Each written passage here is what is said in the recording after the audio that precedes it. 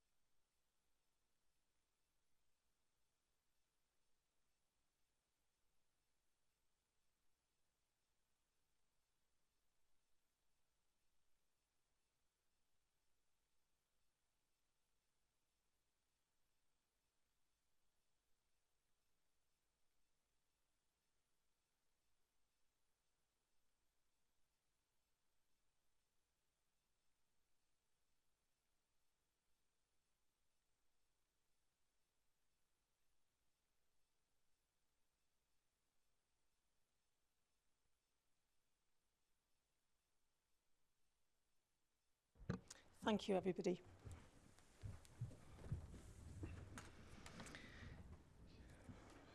Agenda item 2, do we have any apologies for absence, please? Councillor Burnett. Thank you, Mayor. If I could give apologies for absence for Councillor Margaret Wilkinson and Councillor Naomi Marshalsea, and also let Council know that Councillors Stallard and Prothero are trying to connect and will join the meeting as soon as possible. Thank you. Councillor Carroll. Godfrey and Staines. Thank you. 3 roll and actions best enders code of effect. Can I ask you, Chief Exec, to take us roll call declarations of interest, please? Councillor Anne Asprey, please. Presennol a dim byd i ddatgan. Councillor Julie Aviat. Present and nothing to declare. Councillor Gareth Ball.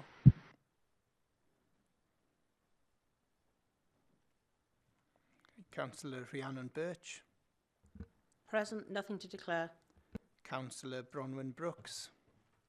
Present, nothing to declare. Councillor Gillian Bruce.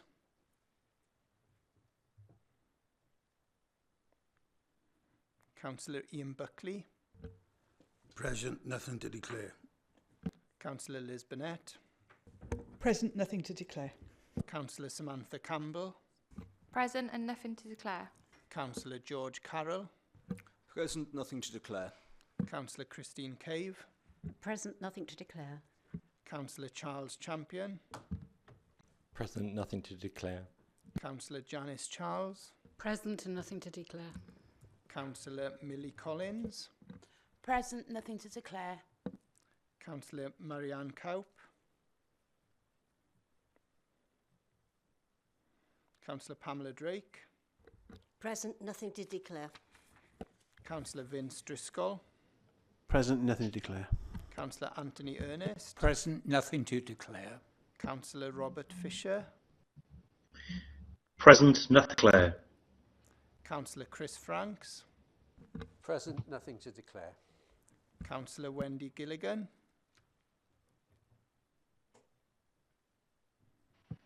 Councillor Emma Goodjohn.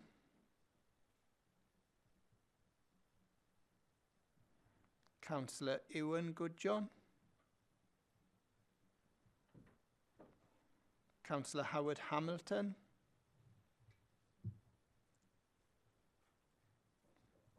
Councillor Sally Hanks. Present, nothing to declare. Councillor William Hennessy. Present and nothing to declare. Councillor Nick Hodges. Councillor Mark Hooper. Present, nothing to declare. Councillor Catherine Iannucci. Present and nothing to declare. Councillor Gwyn John. Present, nothing to declare. Councillor Ian Johnson. Presennol a dim byd i ddatgan. Councillor Susan Lloyd Selby. Present and nothing to declare. Councillor Belinda Lovelock Edwards. Present and nothing to declare.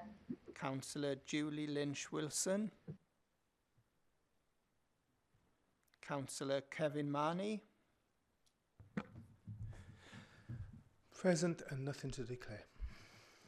Councillor Michael Morgan. Present and nothing to declare. Councillor Jane Norman. Councillor Helen Payne. Councillor Elliot Penn. Councillor Sandra Perks. Present and nothing to declare. Councillor Ian Perry.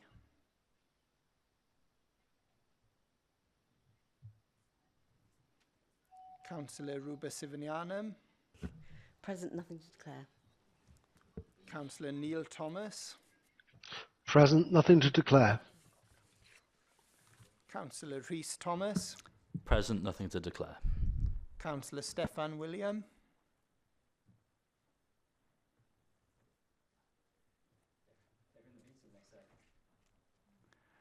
I'll come back round now.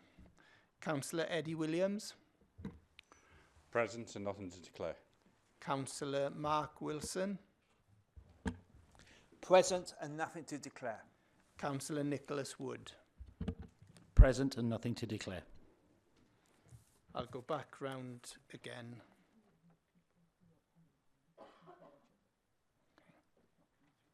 Okay. Can I just start again then with Councillor Gareth Ball? Present and nothing to declare. Okay. Councillor Gillian Bruce. Present and nothing to declare. Thank you. Councillor Marianne Cowp. And if all councillors online, if they can press the request to speak button, if you're having difficulty. Councillor Cowp. Present and nothing to declare. Thank you. Councillor Wendy Gilligan. Present, nothing to declare. Thank you. Councillor Emma Goodjohn.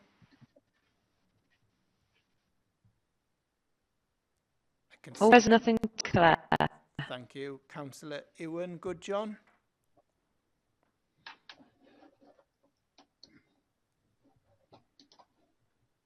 Councillor Howard Hamilton. Present and nothing to declare. Councillor Julie Lynch Wilson.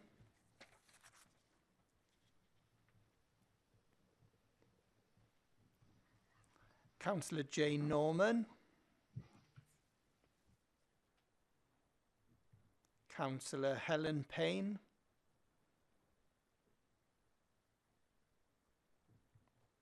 Councillor Elliot Penn. Councillor Ian Perry.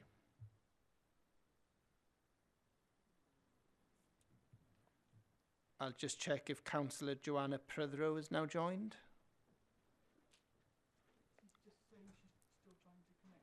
Okay. And Councillor Carrie Stallard.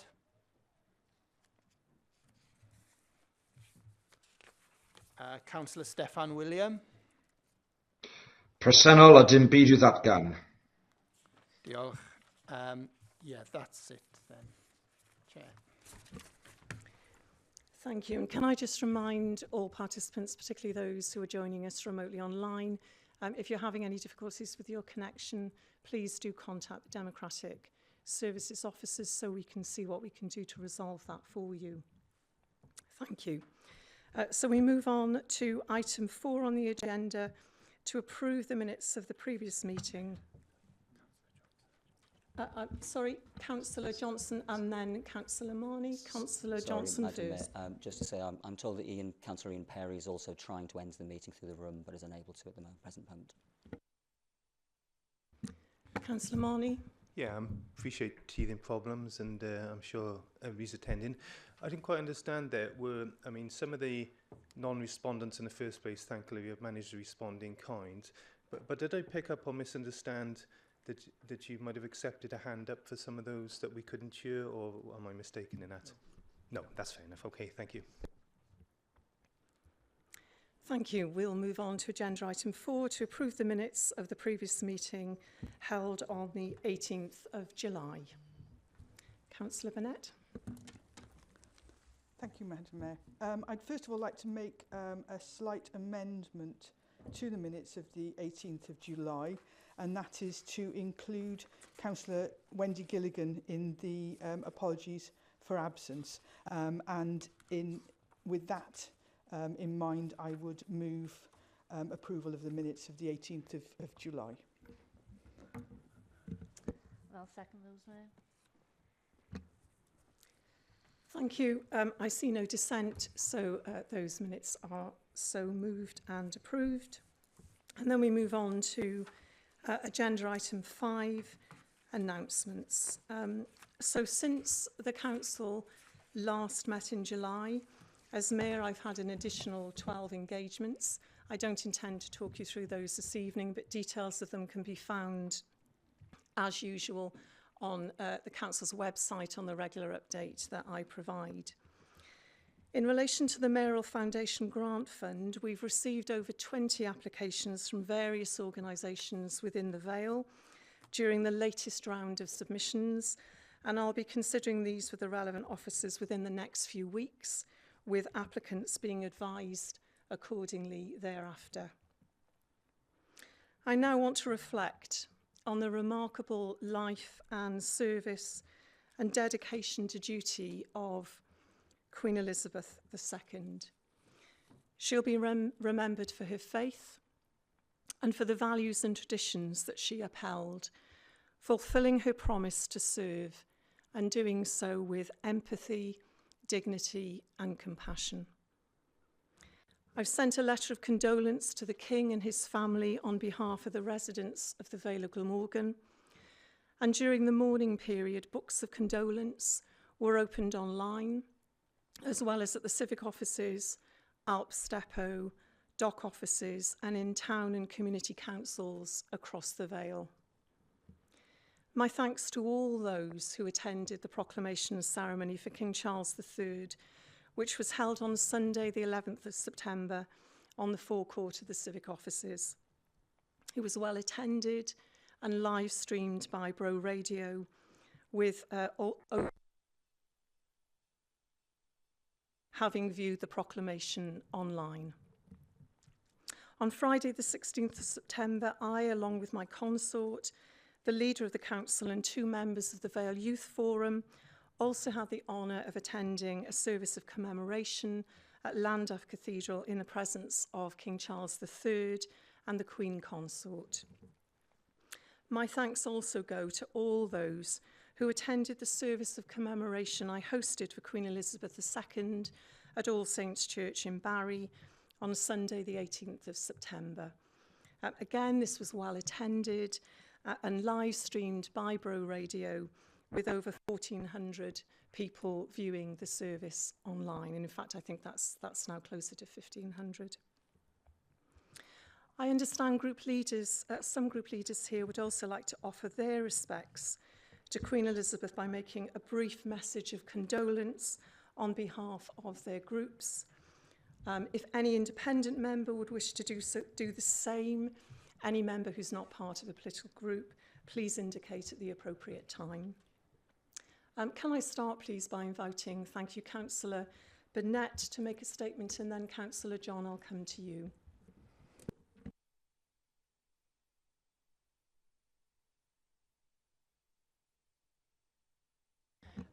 Gone off. Alongside the Mayor and her consort to represent the Vale of Glamorgan Council at Llandaff Cathedral for the recent service of commemoration. Looking back, I think the image of Her Majesty the late Queen Elizabeth II sitting alone at the funeral of her husband is one that will remain with many of us over the years. That one image captured in a moment of time her dignity, her determination to observe regulations regardless of personal cost, and her dedication to a lifetime of public service over 70 long years. At the time when she came to the throne, there would have been few women in positions of power or influence. But by looking for what unites rather than what creates division, she encouraged people, communities and countries to work together. She will be much missed. And my condolences continue to go to the royal family. Thank you, Councillor Burnett. Councillor John. Thank you, Madam Mayor. It was great sadness that I heard that Her Majesty had passed away. I was just 6 years old when Her Majesty became Queen, and she vowed to devote her life to serve the nation. Rarely has such a promise been so well kept. Queen Elizabeth II was the rock of our nation and was loved by millions across Great Britain, the Commonwealth and the world. Her devotion to duty was evident even to the final days of her life in meeting the new Prime Minister. Her Majesty was a shining light to the nation in times of trouble and distress. And just a couple of years ago, Her Majesty spoke to the nation during lockdown, giving us the reassurance that we would overcome COVID, and yes, we would meet again, which gave the nation the confidence to overcome their fear. Queen Elizabeth II will never be forgotten, but be remembered by millions throughout the world. Christmas will never be the same again. Our thoughts at this time must be with the royal family, will be in grief after their sad loss, and there will be many tough hours ahead for them. God bless you, Your Majesty. May you rest in peace. Thank you, Councillor John. Councillor Johnson. Councillor Carroll, I believe you were next. Thank you. If you'd like to stand and make a brief statement. Thank you very much, Madam Mayor. Her late Majesty Queen Elizabeth II served our great country like no one else. She dedicated herself to serving each and every one of us, both here in Britain and across the Commonwealth. And she also became a figure respected and recognised across the world. In passing on his condolences to us, President Macron of France said, "To you she was your queen, but to us she was the queen." And it is tributes like this that we have seen from leaders across the world that shows beyond doubt that she is one of history's great figures. Indeed, I believe that Elizabeth the Great is exactly how she should and will be remembered. Following Her late Majesty's passing, Madam Mayor, our country entered a period of national mourning. We rightly stopped many of our usual activities, and I think that this is reflected in our agenda for this evening's meeting, which is much lighter than we might usually expect. The deadline for tabling business for tonight's meeting fell during the morning period, so our group took the decision not to table any questions or debates, and I note that other groups have also chosen to do so. But despite the sadness of the occasion, I also believe the past few weeks have brought our country together. We have seen the very best of Britain and the very best of our communities, very much in a way that Her late Majesty would have wanted. In my own ward of Landock, our community paid tribute. We laid flowers on our village green in what was a very poignant gesture, and across the Vale many events took place, such as those that you yourself have mentioned. I'd like to thank All Saints Church for the role that they played, and indeed thank you as well, Madam Mayor, for the job that you have done representing all of us. And we must also pay tribute to His Majesty the King. Obviously, this is a moment of deep personal grief for him and for the whole royal family. But despite this, he has shown dedication and service that Her late Majesty did throughout her life. The King has taken part in a very gruelling schedule, something that virtually nobody else, having just suffered a close family bereavement, would have to endure. He has stood vigil publicly at his mother's coffin, he has taken part in official events, and he has carried out walkabouts across the length and breadth of Britain. And to bring my remarks to a close, Madam Mayor, I would like to reflect on a short poem by Philip Larkin that was written to mark the occasion of Her late Majesty's Silver Jubilee.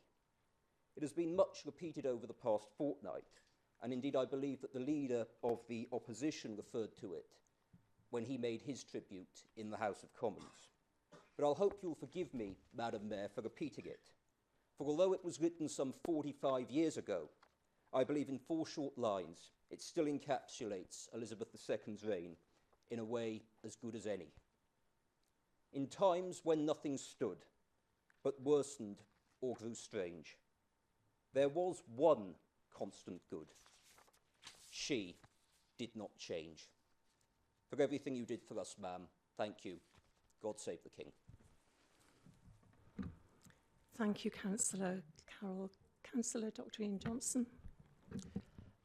Hoffwn dalu teyrnged i'r Frenhines Elizabeth yr Ail. Could Councillor Johnson forgive me because this is new? Would you just give us a few seconds just to pop our headsets on? That's Thank why I you. started very slowly.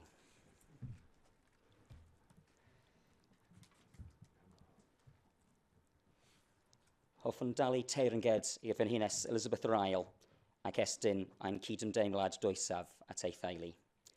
Yn ystod teyrnesiad hir Elizabeth yr Ail, gwelwyd cyfnod o'r newid aruthrol yng Nghymru, Prydain a gweddill y byd. Roedd ganddi ymdeimlad dwfn o ddyletswydd a bydd miliynau ar draws y byd yn ei chofio fel ffigwr o gysur, sefydlogrwydd a pharhad ar adegau a gyfwng. Forgive me, Councillor Johnson, there appears to be a difficulty with us hearing the translation. I think I'm not alone in that. I'm so sorry to have interrupted your statement, very Councillor disappointing.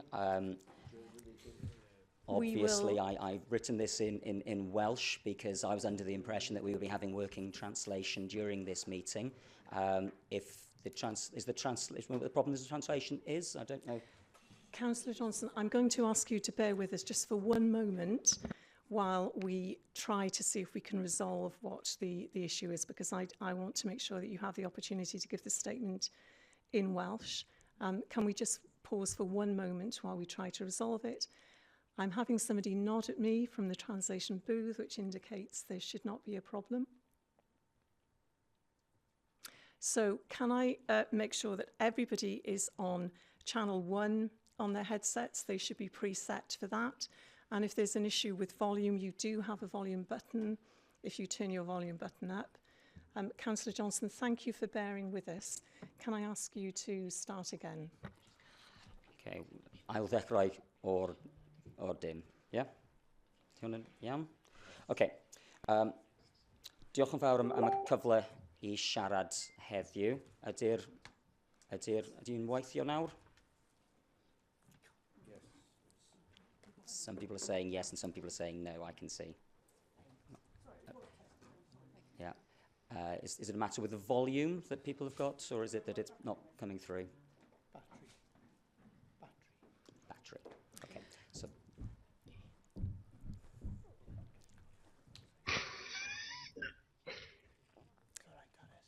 Can members please indicate if they have a problem, as long as you're on channel 1 and you've turned your volume up?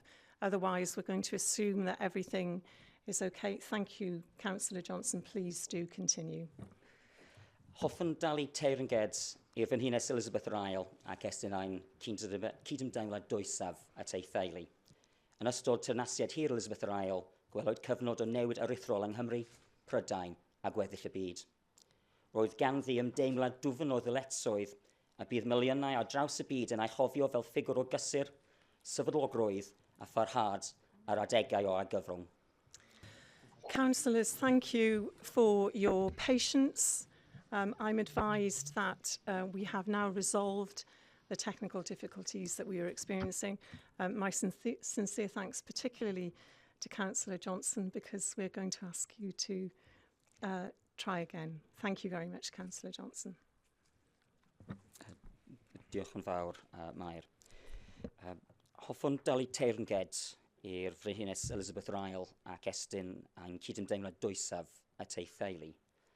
Yn ystod teyrnasiad hir Elizabeth yr Ail, gwelwyd cyfnod o newid aruthrol yng Nghymru, Prydain a gweddill y byd. Roedd ganddi ymdeimlad dwfn o ddyletswydd am bydd miliynau ar draws y byd yn ei chofio fel ffigwr o gysur, sefydlogrwydd a pharhad ar adegau o argyfwng.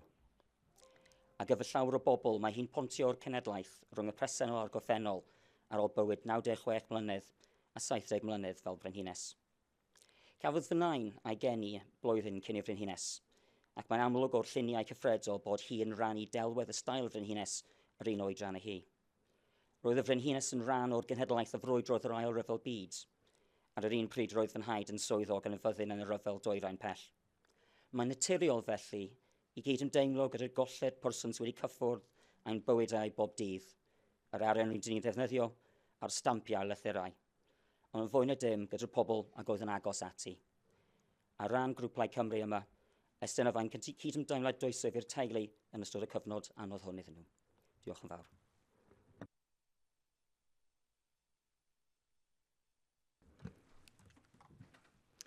Thank you very much, Councillor Johnson. And I just want to remind any independent members, because I'm conscious it's been some time since we started the meeting, if any of them would like to offer a brief statement of condolence, please let me know now. Otherwise, I will move on.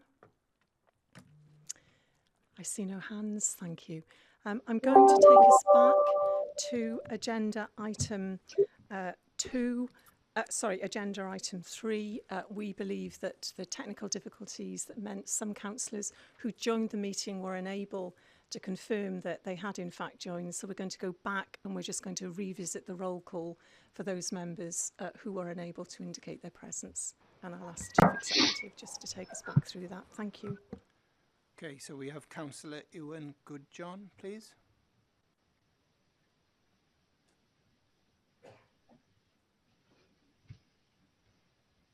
No. Okay. Councillor Julie Lynch-Wilson.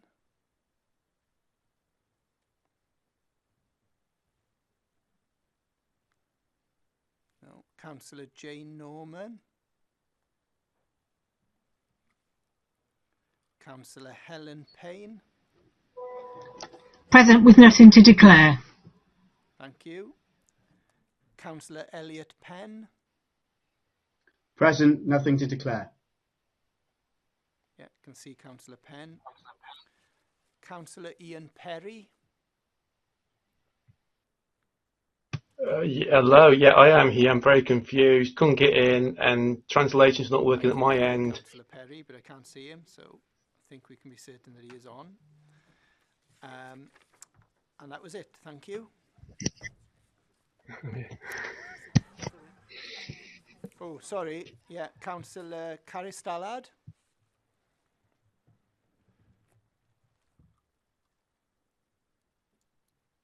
No. And Councillor Joanna Prithrow. No.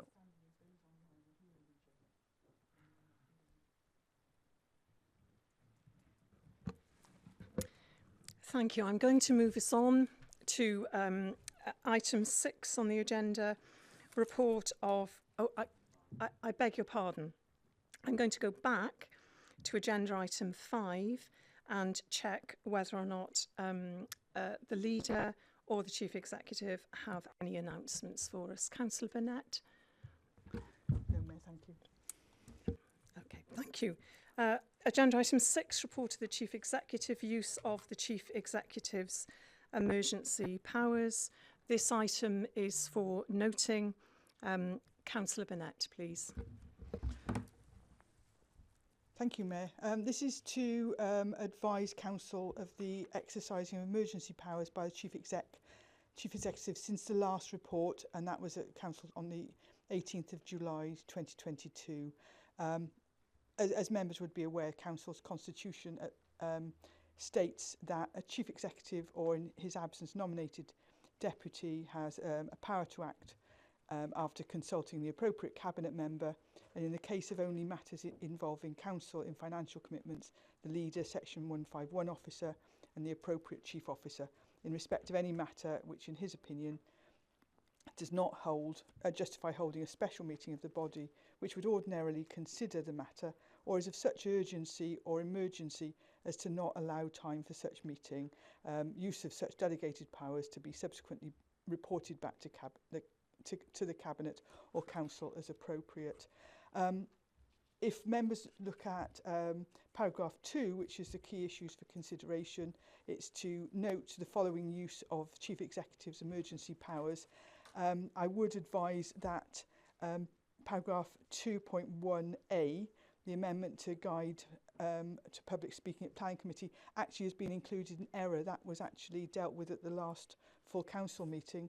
So here the only emergency power that we need to note is 2.1b, which is change in Labour Group membership on the Equalities Consultative Forum. So the recommendation is that the use of Chief Executive's emergency powers be noted as laid out in 2.1b, and I so move. I'll second those, Mayor. Thank you. Councillor Johnson. Diolch yn fawr, Mair.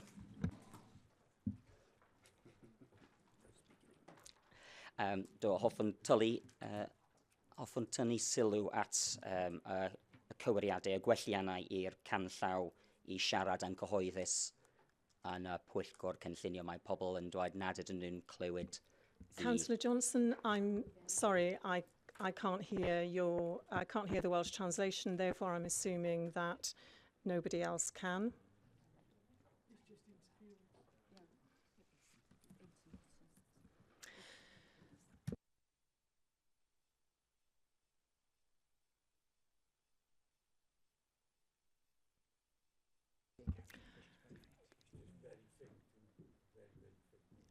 can't hear at all. Councillor Johnson, my apologies again. Can I ask you to bear with us just for one moment?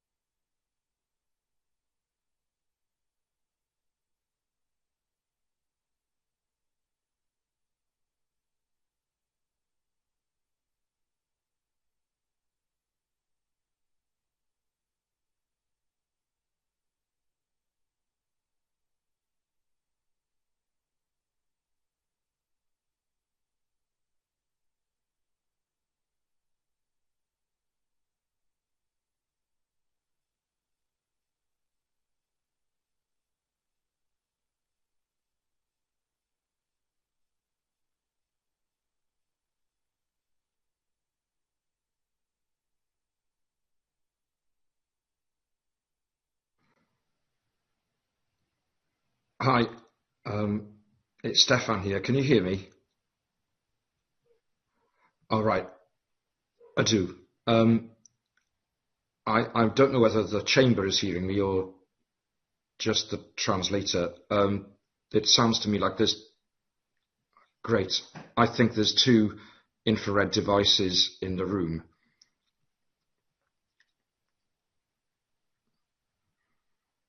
Yeah.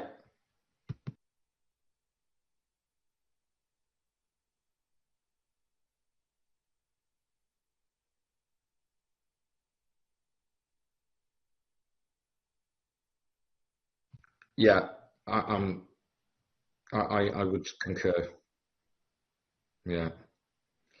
Somebody needs to unplug the second one. Councillors, my apologies. We're clearly having some teething problems with the equipment. So in order to ensure that we make progress with the meeting, my apologies, but we're going to proceed in English, and we are going to then seek to resolve the technical difficulties to ensure that going forward we don't have the same issues. So my apologies, Councillor Johnson. Can I invite you to stand with your question? Thank you. Thank you, Mayor. I shall continue in English and consider the implications of our inability to deal with Welsh language matters in due course. I wanted to speak, Mayor, with regards to 2.1a, which was the amendment to Guide to Public Speaking at Planning Committee, which the leader has just explained has been included by error on the papers here. I did query this with our Democratic Services officers over the weekend, who provided me an explanation to the same extent. I would just therefore like just clarification that there have been no additional amendments to the public speaking guide since the meeting in July, and that therefore that the up-to-date guide to public speaking at Planning Committee is the one which was circulated to councillors in mid-April by Democratic Services officers, and that is the one that was agreed as the amendments in July, and subsequently also stands as the present guide, which is going to be found on the website. Can leader or can confirm that? Councillor Burnett. Thank you. Yes, I can confirm that.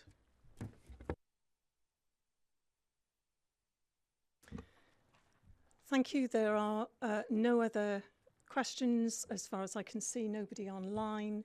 and so that the recommendation is so moved. And we moved on to agenda item 7, report of the leader, amendments to the council's constitution. Councillor Burnett, please. Thank you, Mayor.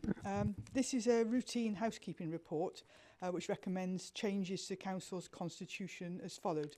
As outlined in paragraph 2.2, firstly proposing to amend the delegated authority to the operational manager property rather than to deputy section 151 officer, brackets given that the area of responsibility relates to property services. Increasing the delegated authority for minor property transactions from 35,000 to a capital value of 75,000, and raising the delegated authority to approve minor works of adaptation or improvements to buildings, land and facilities from £2,500 to £15,000, with the cost being met from the existing revenue budget of the appropriate service director and after consultation with budget holders. Secondly, a number of changes detailed as outlined in paragraph 2.3, and that reflects that financial procedure rules are amended to clarify that no financial systems are to be changed without prior approval of the section 151 officer, streamlining the grants acceptance process, regulatory changes, providing for the council's treasury management provincial indicators being determined each year for a minimum of the forthcoming 3 years, the current chief officer establishment and the director of corporate resources taking on the responsibility as the council's senior information risk owner, with the head of finance taking on the role of deputy senior information risk owner. And finally, at paragraph 2.4, to ensure that the council's constitution aligns with current cabinet member portfolios. And I would recommend as set out in the report as follows, that the change to the relevant officer delegations as set out in paragraph 2.2 of the report be approved and the constitution amended accordingly. Secondly, that the amendments of the council's financial procedure rules as set out in paragraph 2.3 of the report be noted and the constitution amended accordingly. And 3, that the amendments to the various cabinet portfolio titles as set out in paragraph 2.4 of the report be noted and the constitution amended accordingly. And I so move. And I'll second that, Mayor. Thank you. I see no questions. I assume there's no dissent, and therefore we resolve that that report is so noted. And we move on to agenda item 8. Deepest apologies. I just want executive in relation to the council's policy framework and budget, the annual treasury management report. This is for approval. And again, Councillor Burnett, can I ask you to take us through it? Thank you, Mayor. Yes, this is actually a historical report. It initially came to Cabinet in July, and I think members have had a training session to do with Treasury management as well. There's a requirement, a regulatory requirement, that the strategy, the mid-year position and outturn are reported here to full council. So in terms of background, the Treasury management is highly regulated, and there's a number of codes such as the CIPFA Code of Practice on Treasury Management and CIPFA Prudential Code that set out various performance indicators and reporting requirements. So this annual Treasury Management report covers the economy and interest rates in 2021-22, the strategy for 2021-22, the compliance with Treasury limits and prudential indicators, borrowing outturn for 2021-22 and the investment outturn for 2021-22. The report then goes on to discuss economy and interest rates, and this part of the report summarises the path of interest rates during 2021-22 and summarises the actions taken by the UK government and other world leaders in response to the various issues affecting their domestic as well as the worldwide economy, including the pandemic, the Russian invasion into the Ukraine, and inflation. I think clearly the world has moved on somewhat from the position as reported back in 2021-22, and we'll provide an update in the mid-year report, which will come to the next meeting of council, which will be more up-to-date figures. Inflation has surged since February. CPI was 9.9% for August and is expected to rise to 13% by the end of the year. The Bank of England base rate has had 3 further increases since March and is currently at 1.75%, and the economy is very likely to go into recession later in the year, possibly persisting well into 2023. The report discusses then compliance with Treasury limits and prudential indicators. And those are designed to ensure that all local authority borrowing is prudent, sustainable and affordable. They demonstrate that all investments comply with the credit risk criteria and are within the set counterparty limits. This section of the report demonstrates compliance with prudential indicators and Treasury limits as set out in the annual Treasury and investment strategy approved by Council at the start of the year. In terms of our borrowing outturn, during 2021-22, the Council maintained an under-borrowed position. The capital borrowing need, which is the capital financing requirement, was not fully funded within external loan debt, as cash supporting the Council's reserve balances and cash flow were used as an interim measure. Only maturing debt was refinanced externally, with 2 new loans borrowed for 8 million from the Public Works Loan Board. And the capital finance requirement as of 31st of March 2022 was 197.7 million. The total external borrowing as of 31st of March 2022 was 153.4 million. And the total internal borrowing as of 31st of March 2022 was 44.3 million. The Council has a cautious approach to risk, with its priority to safeguard capital and manages its investments in-house. Investment balances were kept at a minimum, with reserves and balances used to support internal borrowing rather than borrow externally for capital expenditure. Investments were placed in low-risk counterparties for periods of up to 364 days. A large proportion of the investment portfolio was kept very liquid, as cash flow forecasting was problematic due to the large quantity of funds advanced by the Welsh Government in support of the pandemic. Due to the coronavirus outbreak, the Bank of England set an emergency bank rate of 0.1%, which remained in place until February 2022, and as a result, returns from investments remained very low throughout the period under review. And the total investment balance as of 31st of March 2022 was 93.6 million, and the return 108,000. So as you can see, that was a sort of snapshot of the annual Treasury Management report. We will have a more up-to-date mid-year report in the next meeting of the Council, and so on that basis I would move approval by Council. And I'll second that, Mayor. Councillor Johnson. Thank you very much, Leader. Thank you very much, Mayor.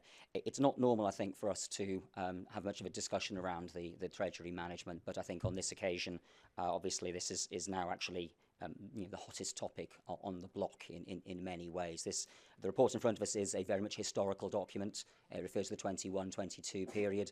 This week, of course, is the last week of the Q2 of 22-23. So I think we need to consider the timescales for bringing these reports forward so that they are relevant to us when we're actually debating them, rather than simply noting the information they provide. The world has changed very much since the conclusion of the 21-22 year. We've seen the references here about the war in Ukraine to the increase in interest rates has ballooned out of sight, really. I think in the last week or so, we've seen the Conservatives actively trying to crash the economy. So I think we have to realise that we're in a very different position now to where we were at the point of this report. The leader suggested that there'd be an update being brought forward to the next council meeting. I wanted to clarify whether the leader meant the 9th of November special meeting or the 5th of December ordinary meeting, because obviously the 5th December meeting is another 2.5 months away. The situation may be very different at that point. I was wondering whether there's possibilities of briefings for group leaders on the situation as it develops, whether there should be special scrutiny committee meetings of those that are most affected by this, because obviously this is going to have substantial impacts upon the council. I don't know where we are with the midterm, with the that midterm financial report is coming to Cabinet shortly, and what that scrutiny process is going to look like. But obviously these things are moving at a very fast pace, and I think everyone in this council is quite concerned about the direction of travel and how we're going to deal with those risks which are coming forward at a far higher rate than maybe even anticipated even a few weeks ago. Thank you, Leader. Councillor Burnett. Thank you, Councillor Johnson. I don't think we can overstate the serious position that we are in. The report that comes to the next council, which would be the December one, my understanding is, would obviously be preceded by a report to Cabinet. So it would be in the public domain well before then. However, bearing in mind the situation that we're in, I have regular meetings with other local authority leaders, with the Finance and Local Government Minister and other ministers. And nobody is underestimating the scale of the challenge ahead of us in the forthcoming year. If members would find additional briefings of use, then we will certainly look into what we can do, because I think it's very important as we go forward that we all need to be working together if we are to get through this and to continue to be the backbone of our communities that we should be. So if you have any requests, please get in touch with me. Thank you, Councillor Burnett. Councillor Franks. Thank you. The leader has helpfully broadened the debate from the last financial year and entered this financial year, and I thank you for that. I wonder if you could give a flavour of the degree of the adverse financial impact that is facing council budgets. The situation is moving so fast with the Conservative government devaluing the pound to such a astonishing level that it almost makes your head giddy. I wonder if you could give further details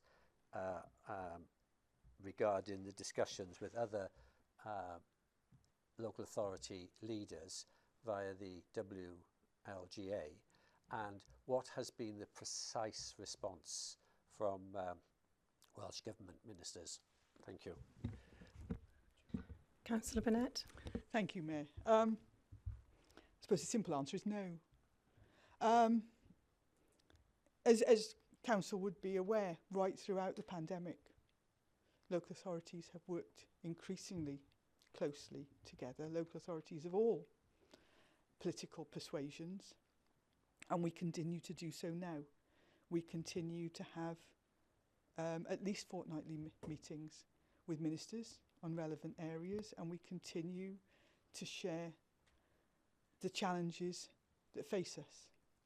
But as I've said, the whole scenario is moving very quickly. It is fluid. Anything I told you today would not be, I could not include details from other councils. That wouldn't be correct. But also it possibly wouldn't be accurate in terms of how things have moved within a week even. So we need to continue to have those conversations. And as an experienced councillor, you'd be aware of the budget setting process that we go through. And before too long, we will be bringing initial budget proposals forward. And I hope that we have a very considered, but also a very constructive discussion through those processes, through every scrutiny committee, to look to how we best deliver services to the people in the Vale of Glamorgan going forward. Thank you. Thank you, Councillor Burnett. I see no indication of any further questions, and so we resolve that that report is so noted. And move on to agenda item 9, to receive questions and answers pursuant to section 4.19.2 to 4.19.7 of the Council's Constitution. This is questions from elected members. Once councillors who submitted questions have heard the response to their question, please indicate in the usual way if you want to ask a supplementary question, or I will move on to the next question.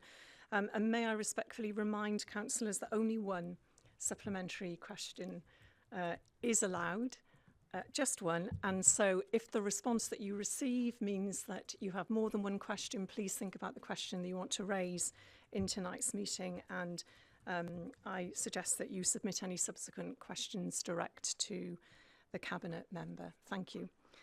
So the first question is from Councillor Dr. Ian Johnson concerning the cost of living crisis. This is for the Executive Leader and Cabinet Member for Performance and Resources, Councillor Liz Burnett. Thank you. Thank you, Mayor, and thank you, Councillor Johnson. This is related to the cost of living crisis, and I'm pleased to inform that the Council, alongside its trading company, Big Fresh, are wholeheartedly committed to ensuring every pupil has the best possible provision in relation to free school meals, and is proud to be one of the few in the country who've been able to deliver the extended provision from the start of this academic term. Subject to the appropriate funding being made available, we expect to extend this provision from years 3 to year 6 in September 2023. Equipment is already in place in primary settings to accommodate growth in demand, and staffing has been increased in schools to deliver the current provision. The funding currently received for a universal free school meal is £2.90 and is to cover all costs of delivering the service. However, this is currently being considered nationally with the Association of Directors of Education in Wales and Welsh Government colleagues, given that the true cost within the current climate is likely to be higher than this. We would welcome any additional funding to roll this provision out to comprehensive schools as well, and would estimate this would cost in the region of 6.5 million for an additional 12,000 meals a day to cover comprehensive pupils. There would also be additional costs required for equipment and staffing to manage the additional daily demands in schools. Thank you.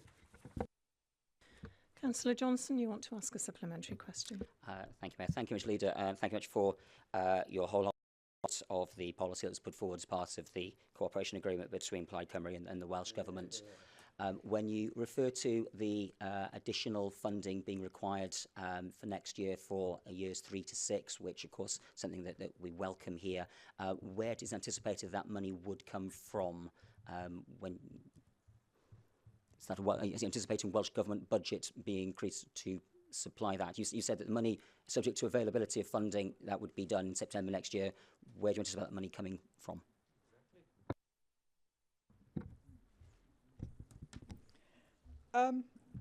I think my answer said it all. Is subject to money being available.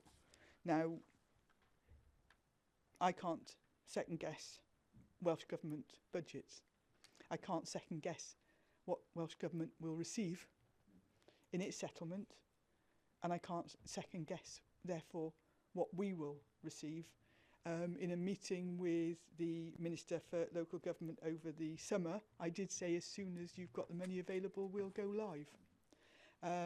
But we have to have that. I think the one comment I will make in relation to the cooperation agreement, doesn't it just show what we can achieve if we work together? And no, it's true. What can we achieve if we actually work together? If we seek out those areas where we have similarities, where we have shared aims. This council has worked very successfully in coalition a number of times where we share aims and we don't try and score petty points. So maybe as we go into budget setting rounds, we need to be looking at where we can work together. Thank you. Thank you, Councillor Burnett. Next question from Councillor Johnson concerning antisocial behaviour.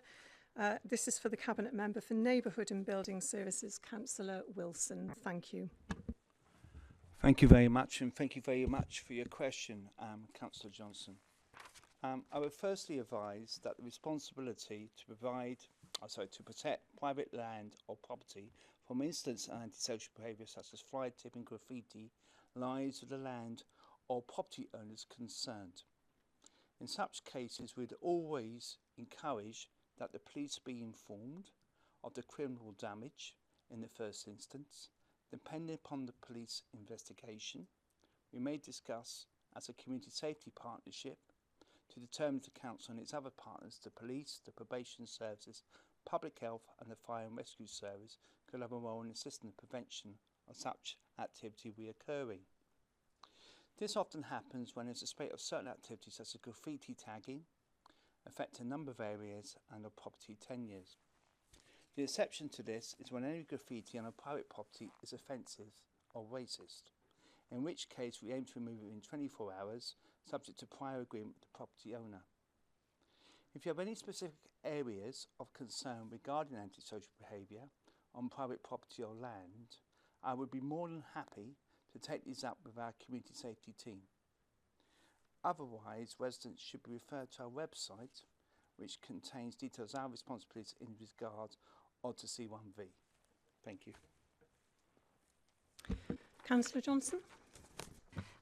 Thank you, Mayor. Thank you to Councillor Wilson for his response. The perfect world scenario in which he sets out is great. However, I'd like to draw his attention to two different members of the public who've recently made a report around graffiti or antisocial behaviour such as fly tipping on areas of land which are not part of the Vale of Glamorgan.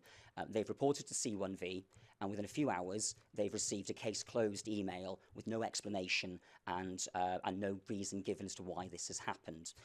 What I'd like to understand, perhaps a meeting with Councillor Wilson and members of C1V, is to understand how we can better explain to members of the public what is happening when those occur, so that when a fly tipping incident occurs on non-council lands, they are at least given an explanation that this has been passed on to whoever it is, and so that they can better understand the system that we have.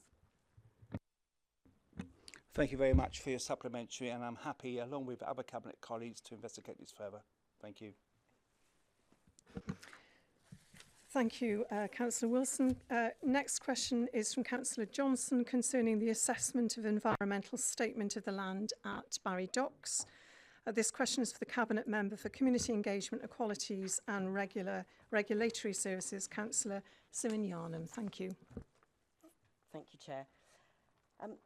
The inspector appointed by the Planning Environment Decisions Wales, PEDWA, has indeed confirmed that the environmental statement submitted by Biomass UK number 2 Limited has met the requirements that are set out in the relevant EIA regulations. So that's a matter of process, not of substance. So the inspector, and that's up to the on the process matter. That's up to the inspector. That's the inspector's judgment. The inspector hasn't made any conclusion as to the acceptability of the development in planning terms. So in other words, has not made a decision around the substance of the content of the EA. The public consultation process that is currently due to conclude in November this year invites comments regarding the environmental statement generally, and is not limited specifically to compliance with Regulation 17. It's therefore considered that the PEDWA report from the 5th of September in 2022, this year, shouldn't preclude members of the public from participating in the consultation process. And all members, as you'll know, Councillor, should now have received an email from me inviting them to a briefing on the process of the appeal, and I look forward to seeing you there. Councillor Johnson. Thank you very much for that response. I'm naturally concerned that it seems to me that the inspector has concluded something, and we are holding a consultation which will point out, or may point out, flaws that he has not yet considered during his findings. Do you not agree with me that after a very, very long time of this process going on, we are still in a situation where it feels that the public are being led by the nose and are not actually being given free rein to give thought to this, because we're being told by the inspector that he's already made his mind up on whether this is okay? I mean, I can only reiterate what I said earlier. It's about the process. So the process is, the inspector has a list of things that will meet, that he has to consider or he or she has to consider in the EA. There isn't a decision about the about the substance. So the substance of the appeal is still up, I suppose, up there for grabs, and so that people will be consulted on that. So it's only about the process, and the process is guided by regulation. So that's a fact, but the substance hasn't been decided upon. I know you'll be disappointed. Thank you. Moving on to the next question from Councillor Johnson concerning the environmental statement for the land at Barry Docks. And this question is again for Councillor Cyngor. Thank you, Councillor Johnson, for the question. So, as I understand it, the 90 days consultation period is considered appropriate to allow comments to be submitted regarding the environmental statement. And the EIA regulations actually require 30 days. A period of 90 days has been agreed with PEDWA and was considered appropriate because it aligns with the period of time given by Welsh Government for representations in respect of the previous voluntary environmental statement. And then given that PEDWA are administering the appeal, representations on the consultation period should be made directly to them. Councillor Johnson. Thank you for the response there, Councillor Cyngor. Obviously, the environmental, as I understand, the environmental statement that we have is 1,900 pages long, and the problem that we have from the inspector's assessment is that through their reference to previous consultations and applications, that brings the remains of those from 2015, the environmental permanent process and the voluntary environmental statements also into scope. Do you think it is genuinely acceptable that members of the public are being expected or even considered possible for them to go through this raft of material and provide any sort of coherent response when that's compared with a huge company that's put in the environmental statements? Do you think the system is just unfair? I don't want to comment on the system.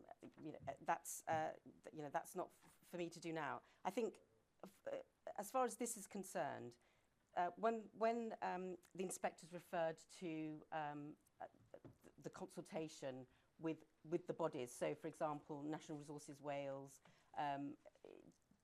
that's consultation that's already occurred and that's already out there, and I think it is felt, and well, but the point is that it has been agreed with PEDWA, and as I say, I can only again reiterate that if it's felt that the 90 days isn't long enough, that's 3 months isn't long enough, then that has to be, people should take that up with PEDWA.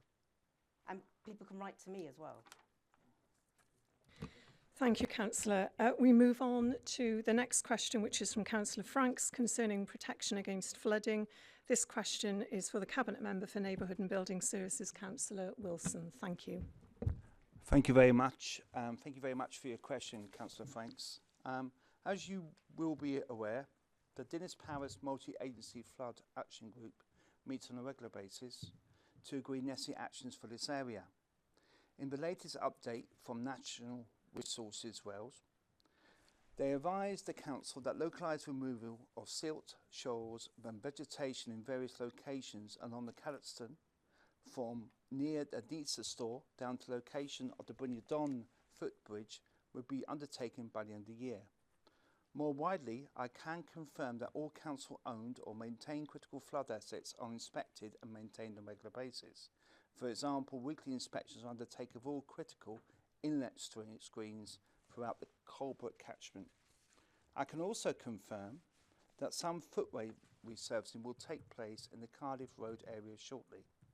Given the sensitivity and potential impact to the network when works are undertaken near Cardiff Road, this is currently being programmed for the next 2 weeks and will be completed over a series of evening shifts to reduce disruption to local residents. Once the highways team's confirmed dates for the contractor, resources will also be allocated to ensure the gully pots and laterals are cleansed, ensuring that they are free-flowing and operational as we expect ready for the winter. Councillor Franks. Thank you, Councillor, for that report. In the event of a flooding incident, what aid on the day will the Vale of Glamorgan Council offer residents? For instance, will you ensure that key roads will be monitored for floodwater? Will you ensure that sandbags are delivered to affected areas? And shall I repeat that?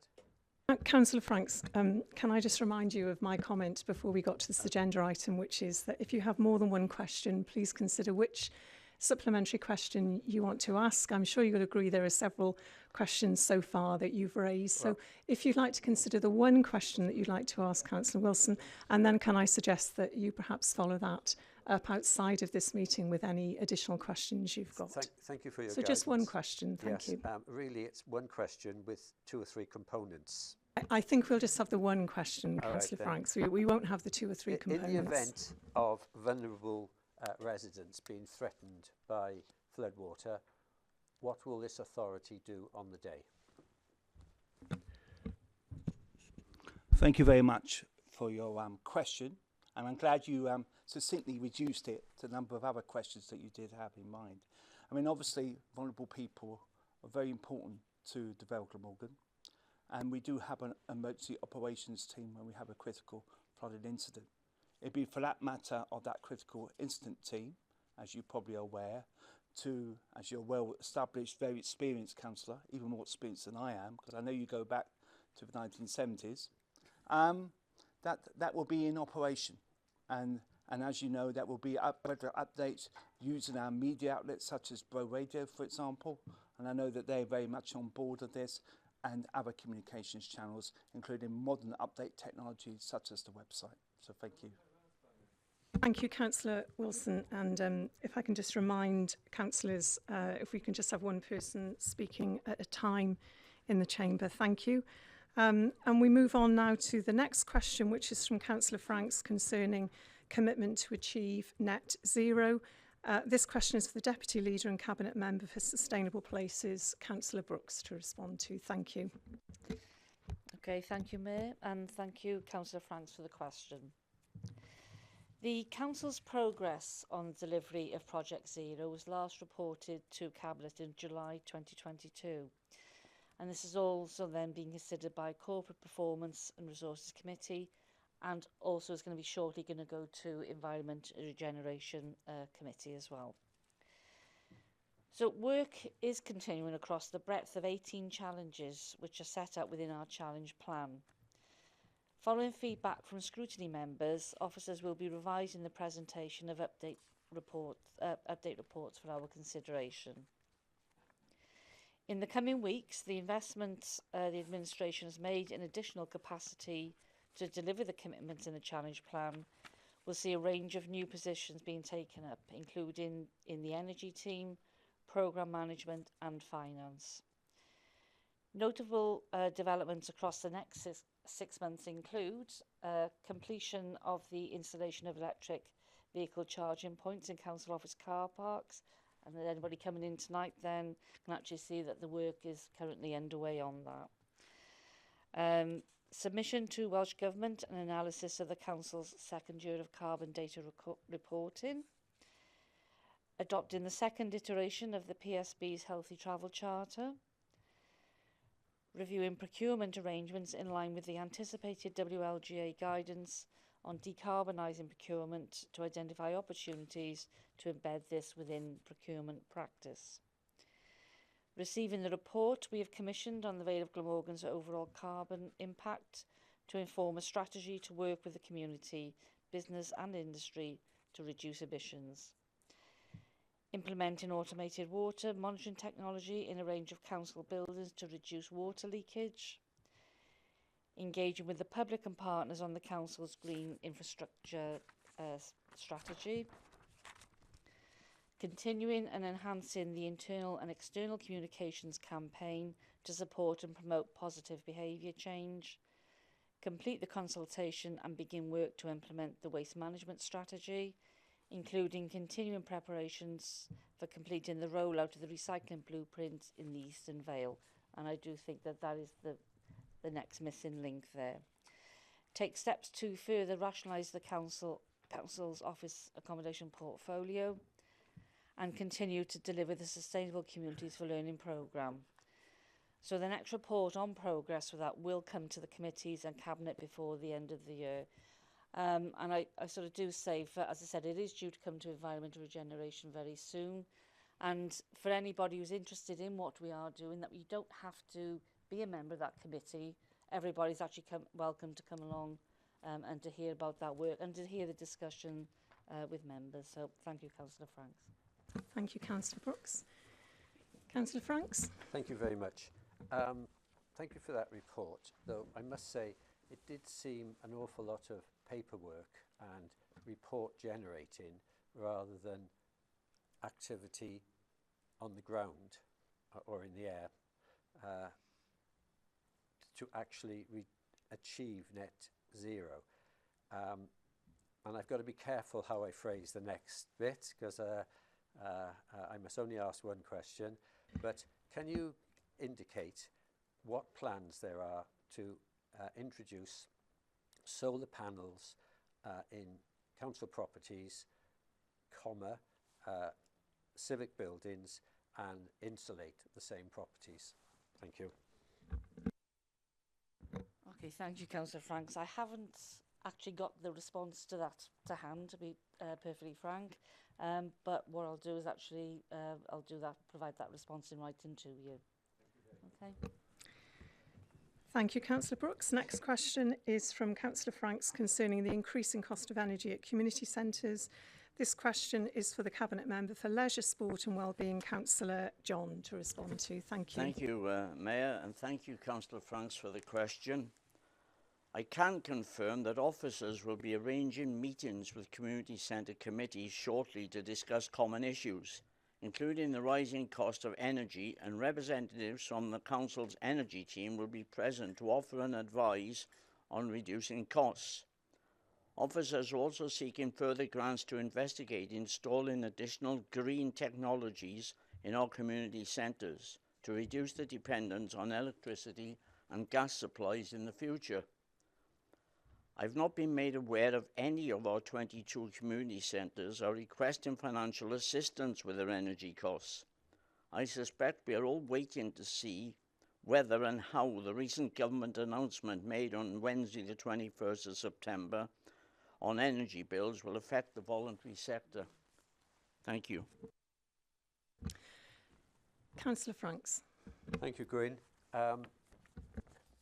It was very good to hear that there's to be this meeting.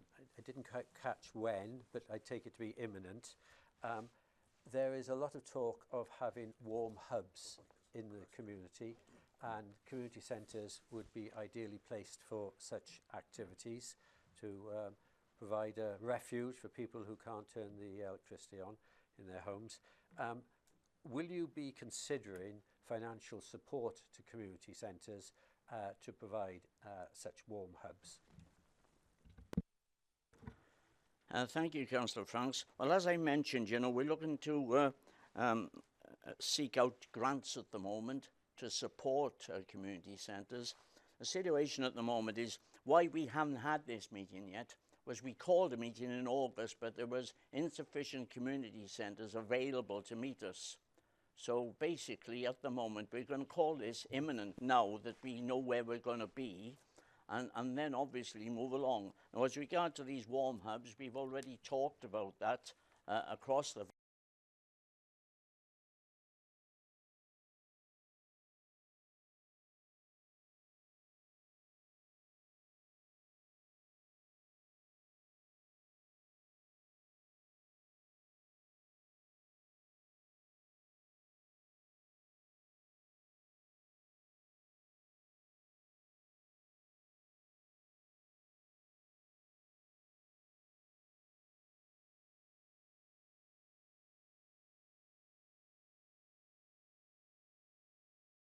in Metro, and can I invite Executive Leader Councillor Burnett to respond, please?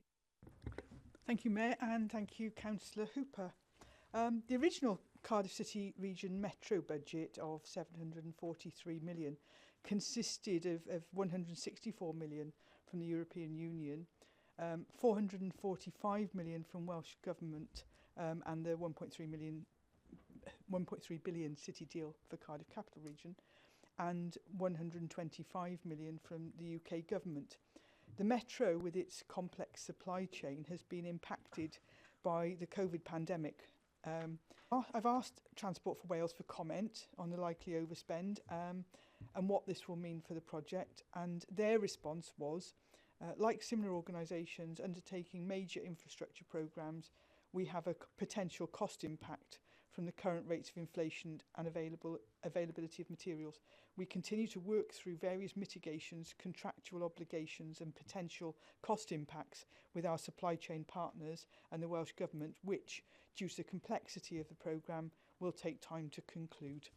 Thank you. Councillor Hooper. Thank you for that. I think that was, and I appreciate the support in asking TFW. I went on their website to try and find out a bit more information to get to the minutes, and it's almost impossible. It's opaque in terms of the information that we get. Can I ask the leaders, because there's obviously some things that are confidential in this arrangement, and you go through the cabinet minutes from the city region as well, and they're often redacted. But we have part 2 process in this council, and we should be able to get a better understanding of what's going on in the city region. You are our only link to a city region, where there's no other way of being able to sort it out. So perhaps, Leader, if you could come back to us whether it's a part 2 item that we get to understand this, and appreciate whether or not there's going to be direct implications for travellers who want to use the improved metro from our area. Thank you. Thank you, Councillor Hooper. I mean, as you'll note, that we already bring minutes, etc., from City Region to Cabinet. I'm not your only hope, you'll be pleased to know.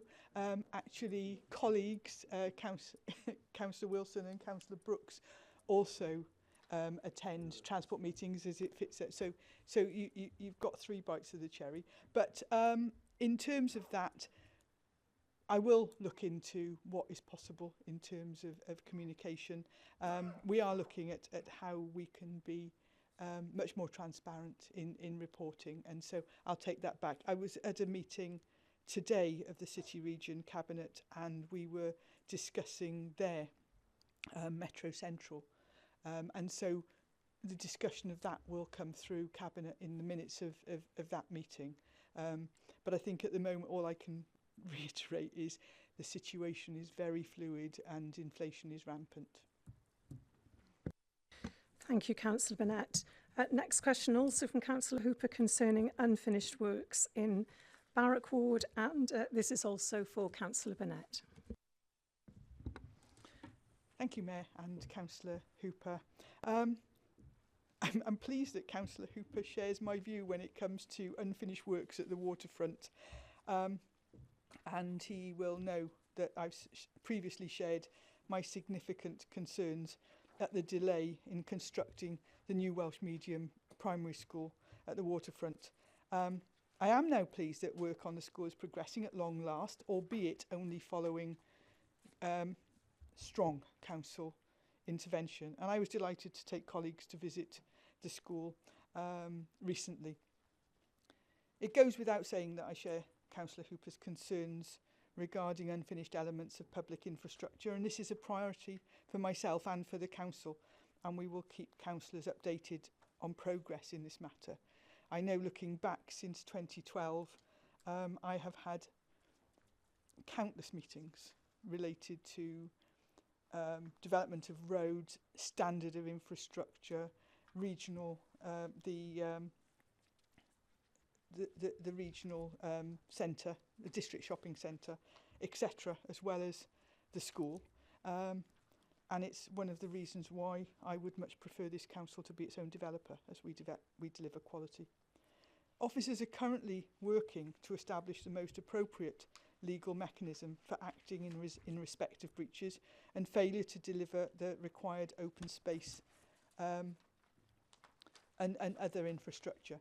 It's important to note that the council has been using its formal enforcement powers since 2019 to ensure that the consortium of house builders deliver important elements of the waterfront regeneration scheme. This is, as I mentioned, has included the commercial quarter and the new school, all of which are now being delivered, as well as various elements of landscaping and open spaces.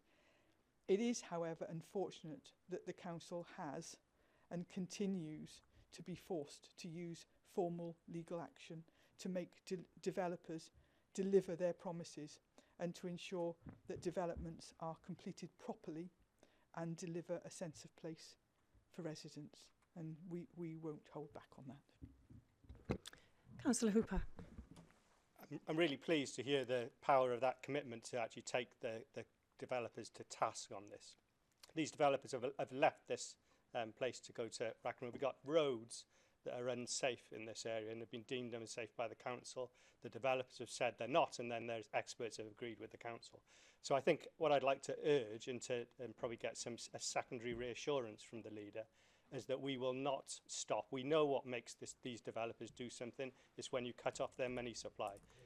What stopped them, what made them develop the district centre, where there was a stop on sales. So I would urge the council leader and with officers to make that the next step now, that we stop them from selling on East Quay. Thank you, Councillor Hooper. It's always a balance, isn't it? It's always a balance. We thought long and hard before issuing stop notices previously in relation to the district shopping centre. And I think not only do we have to remember or think about the people that are planning to buy those houses, it's the people that have already bought them. It's the people that are trapped in limbo, having paid a deposit, arranged mortgages, etc., and a stop notice actually stops them just moving in because the properties aren't fully completed. So we take all that very seriously, and we would not want to be having an impact on people's ability to have a home. But I reiterate my commitment that I am no friend to property developers. I know that their main direction is purely economically driven. I'm on record as saying that I don't believe in private profit in public services, and so we will endeavour to get them to live up to their responsibilities. Thank you, Councillor Burnett. Question from Councillor Hooper concerning the land used to dismantle coal trucks. Again for Councillor Burnett, please. Yes, thank you, Mayor and Councillor Hooper. It's another one of those balanced ones, isn't it? The storage of rolling stock on this land does not require planning permission, as it has always been classed as operational railway land.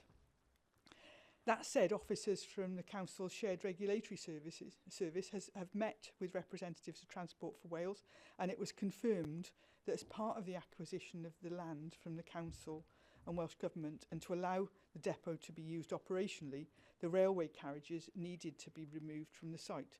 I mean, in fact, I know when it was first being looked at, I was asked if the carriages would be removed. Due to the age and condition of the carriages, however, Network Rail has prohibited them being transported on the rail network. And this left two options. transportation via low loaders or dismantling the carriages for removal from the site. The logistics of the first option are problematic, as this involves heavy lifting gear, specialist vehicles, and can necessitate the closing of highways. Accordingly, some carriages are being dismantled on site for transportation in a way that is more manageable for the road network, not all. Transport for Wales hopes to complete this work in October. I've been advised that in the future, the Barry Island site is not intended to be used for any further general maintenance work and will be utilised instead to assist in improvement works to the network in Barry. The depot site has been registered with the Office of Rail Regulation on Transport for Wales depot licence as the site intended to be used for stabling and storage. However, under the licence, light maintenance could be permitted in accordance with the Railways Act 1993, although we understand that's not currently their intention. Furthermore, and following intervention by officers, Transport for Wales have made a commitment to restrict the dismantling of carriages to weekday hours and no earlier than 8 AM because it started at 7. Accordingly, officers don't feel that formal action in relation to statutory noise nuisance could be supported. For the remaining duration of the work, SRS will ensure that all reasonable actions continue to be taken to minimise disruption to residents. Thank you. Councillor Hooper. Thank you for that. I think there's two things. First, we've got to recognise the trucks are there, they were on council land and they were allowed to deteriorate on council time and therefore have not been able to be picked up. So it was the third party contractor did them. I want to pick you up on one point. You suggested that this is allowed under regulations under the Railway Act. That's for railway maintenance. This is scrappage. This is people scrapping these containers. The thing that I would ask, though, and I think this is what residents want, they want to make sure that this ends in October because it is hugely detrimental to life. The noise is unbearable. You can't, the people who are working from home at the moment or living in those houses, they can't hear themselves think. Even with their windows closed, you can't hear. And I know the leader's been involved in some of these. It needs to stop them. I think the get out that you're suggesting is inappropriate. This isn't a Railway Act matter. This is a scrap matter. And it's Forgive me, Councillor Hooper, are you getting to a question? I am getting Thank to you. my question.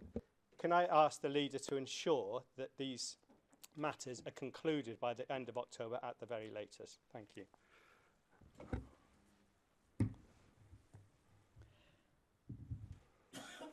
If I'm absolutely honest, that's not something that's in my power to guarantee. However, SRS will continue to monitor the situation. They will continue to work with Transport for Wales and the contractor that's undertaking this. I think what I would suggest, though, is that it's not a question of whether or not it's a Railway Act issue. That was talk about going forward and what use there would be for the land going forward. And the current activity, the discussion there is whether or not it contravened current planning permission, and the answer that we've had is no. Can you share that answer? Have you got that as written? Councillor Hooper, sorry, can I ask you just to refrain from interrupting the leader when she's responding to your supplementary question, and just to remind you that you do only have one supplementary question which you've asked, and the leader is endeavouring to respond to it. Thank you very much, Councillor Hooper. My answer will be supplied to you. So, as I said, it's one of those balanced things. I think most of us will agree that we need those carriages gone. And there are a number of ways in which that can be accomplished. We will continue to monitor the situation. We will continue to argue against antisocial practices. Thank you. Thank you, Councillor Burnett. Next question from Councillor Hooper concerning making Barrack Ward a safer place for people to walk, cycle, scoot and jog? And this question is the Deputy Leader and Cabinet Member for Sustainable Places, Councillor Brooks, please. Thank you, Mayor. Thank you, Councillor Hooper, for the question. I was a bit stuck with this question, to be honest, because it's a very vague question. You know, Barrack covers quite a large and significant area there of various elements. And so if you could give me a specific question or specific area, if you're looking around that, I'm happy to provide a reply. If you do ask anything tonight, I can try my best, but without actually knowing any specifics. Or if you've got several issues, whether you wanted to contact me, I'm happy to discuss that further with you outside the meeting. But it's a bit difficult to respond when it's such a broad question. Councillor Hooper. Can I just so the people know, what is the council doing? So it was a question of what have you done to make it safer? So I think there would be things that you said you would have done. What I'll ask though, if you could join. 3 or 4 weeks ago, I went out and walked to school with some residents from my ward. Councillor Hooper, I'm so sorry to interrupt you again, but I must ask you what your supplementary You're not even asking the questions. You've had an answer to your question. The answer was there's no question, and there is a question. Councillor Hooper, I think the Cabinet Member...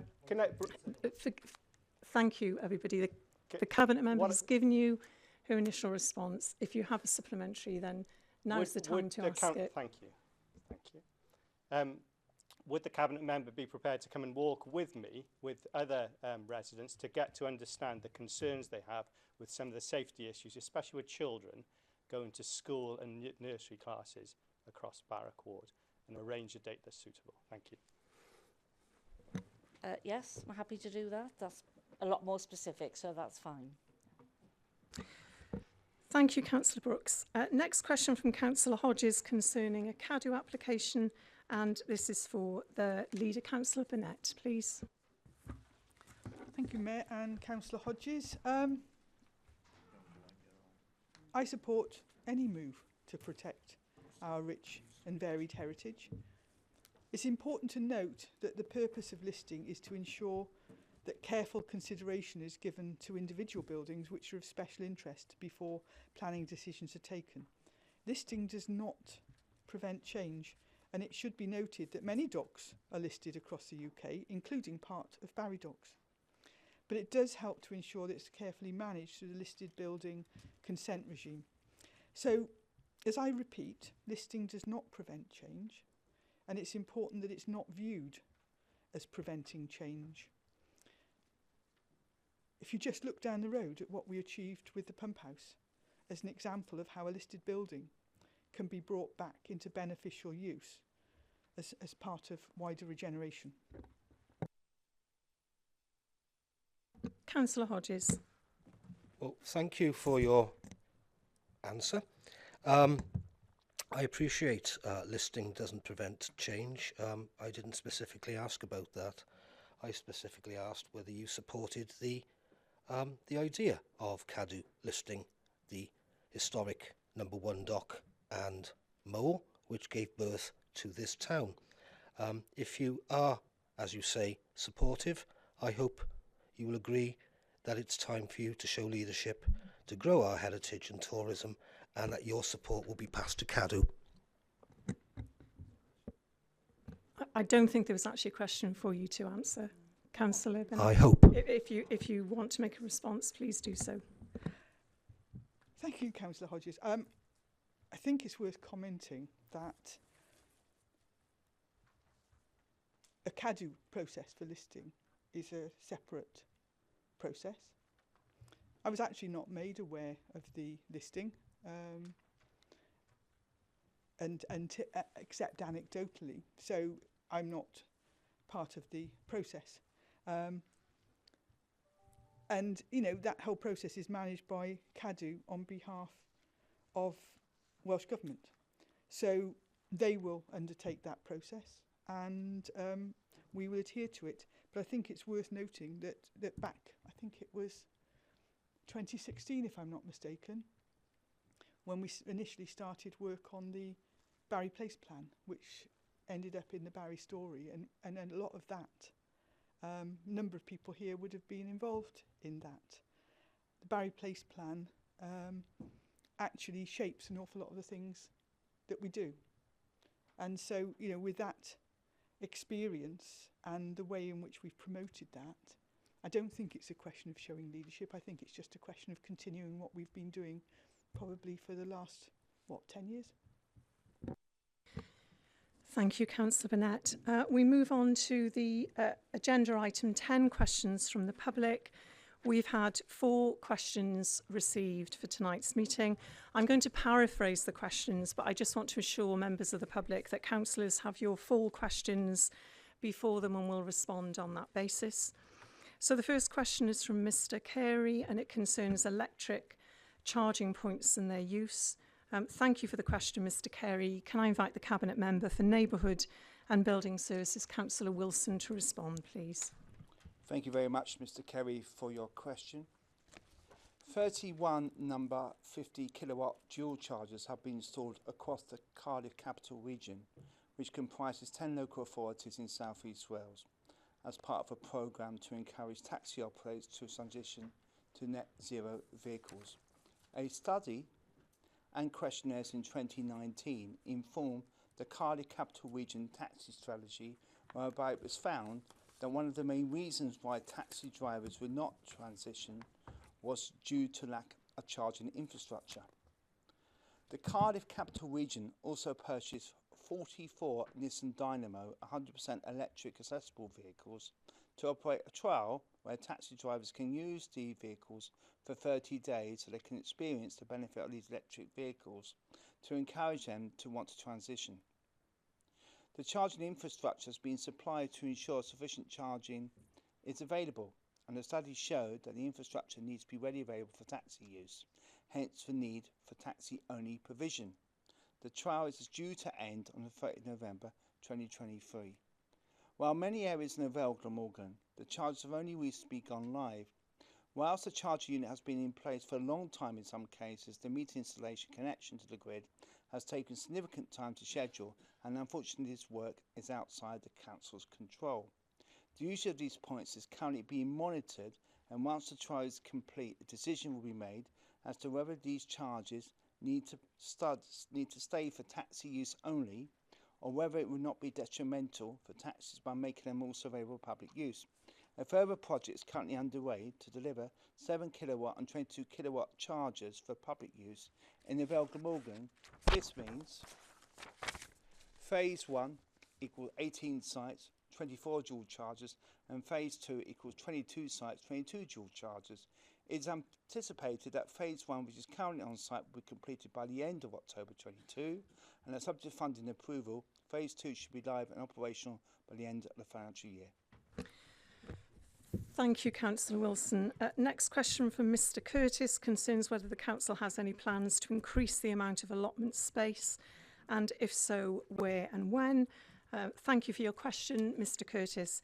Can I invite the Deputy Leader and Cabinet Member for Sustainable Places, Councillor Brooks, to respond, please? Okay, thank you, Mayor, and thank you, Rob, for your question. There are currently 23 public and private allotments in the Vale of Glamorgan, totaling approximately 9 hectares of land, an area roughly equivalent to 46 football pitches. So the Council is currently prepared a new replacement local development plan to cover the period up to 2036, and as part of this process, allotment provision will be assessed. The Council is also developing a green infrastructure plan, and this will seek to promote multifunctionality of green spaces, including using green spaces for food production, such as allotments and community gardens. Thank you, Councillor Brooks. Next question from Dr. Barrett concerns surplus places at South Point Primary School. Any measures the Council is taking to address the surplus, and what impact this may have on the school and the management of pupil places across the Vale? Thank you for the question, Dr. Barrett. Can I invite the Cabinet Member for Education, Arts and the Welsh Language, Councillor Birch, to respond, please? Thank you, Madam Mayor. Thank you, Dr. Barrett, for the question. The surplus figures referred to relate solely to the outstanding housing allocation and the potential housing numbers coming forward on the site. As stated previously, this does not account for an increase in the uptake of school admissions year on year due to the positive impact and educational opportunities that a new school building brings to an area. There has been an increase in children transferring to the school, and the council would expect numbers to grow further now the school has a visible presence in the area and as a result of the more modern facilities on offer at the new school. Consequently, the council will keep the surplus capacity at the school under review in the short to medium term to track how the surplus capacity is decreasing. If there is still as high surplus capacity at the end of the 5-year period since the school became operational, the council will consider measures to improve pupil uptake for the school. This could include reviewing the catchment area. However, specific measures would need to be considered at the time based on the relevant contextual issues. In terms of staffing, the existing staffing from Llawn Primary School were transferred to the new building on their existing contracts. The council expects pupil numbers to increase at the school over the next 5-year period, based on improved uptake from the surrounding area and from outstanding housing developments within the catchment area. The governing body and head teacher would need to develop an increased staffing structure for the increase in pupil numbers as intake increases over time. Any proposed changes to staffing would be subject to full consultation with staff and the relevant trade union where necessary. The Vale of Glamorgan Council will fully support the governors, head teachers and staff at the school with any employment-related matters. The school finances are calculated through the school funding formula. The funding formula accounts for several factors which include pupil numbers, age-weighted pupil units, floor area allocations, ALN funding, lump sums allocations and catering and breakfast clubs funding. The funding allocated on pupil numbers is to ensure the school has sufficient funds to cover the September intake to support the pupils attending the school. The operational costs for the building are covered by the floor area allocations and any relevant lump sum allocations. Although there is a lower pupil intake than predicted, this has not affected the running of the school from a financial perspective. The catchment area for Llawn Primary was amended as part of the statutory consultation to move the school to Roos. The new school catchment now includes the eastern area of Roos to account for the new housing development. In terms of how surplus capacity is managed, the council will use its school admission arrangements policy to manage the school places. Thank you, Councillor Birch. And another question from Dr Barrett, which concerns the council's pupil place modelling assumptions and whether they should be reviewed to prevent excessive surplus places in schools in future. And can I ask Councillor Birch to respond again, please? Thank you, Madam Mayor and Councillor Dr Barrett. As previously submitted, the pupil yield factor from housing developments in the Vale of Glamorgan is comparable to the methodology employed by other local authorities. The Council's methodology for calculating pupil yield from housing developments and pupil projections is consistent, and the Council is satisfied it reflects current conditions for school place planning purposes. The current development of 317 units at Glamorgan, excluding one-bed units, has realised 31 nursery age and 85 primary age children, compared with the Council's methodology predictions of 32 nursery and 88 primary age children for the number of units built, a difference of only 1 nursery and 3 primary age children. The Council considers that the current methodology reflects conditions for determining pupil yield, emanating from new developments in the Vale of Glamorgan, borne out by pupil yield numbers to date. The Council is satisfied that its pupil yield modelling from new housing developments currently reflects conditions for school place planning purposes in the Vale of Glamorgan. There are no plans to review the methodology in the very near future. Notwithstanding this, the Council will routinely evaluate its methodology from time to time and modify whenever considered necessary. Thank you, Councillor Birch. We move on to agenda item 11. Any items which the Mayor has decided are urgent? I have none. There are no part 2 items, and so it just remains for me to thank everyone for their attendance in the chamber and online, and the meeting is now closed.